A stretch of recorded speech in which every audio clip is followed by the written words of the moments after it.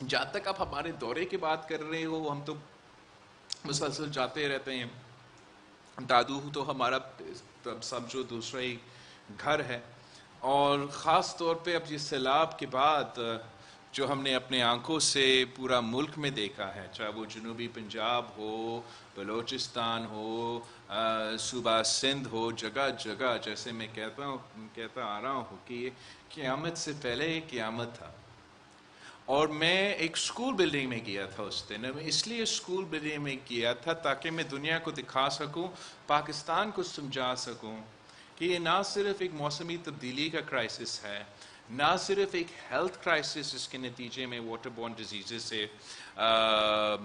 لے رہے ہیں، نہ صرف ایک معاشی بحران پیدا کیا گیا ہے، ہمارا زراعت سے لے کے پتہ نہیں کہاں کہاں تک نقصان پہنچا ہے، مگر ایک تعلیم کا کرائسس بھی پیدا ہوا ہے.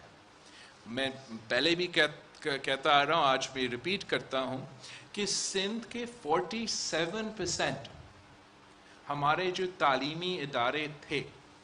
اس سیلاب کے بعد 47% of Sindh's educational infrastructure has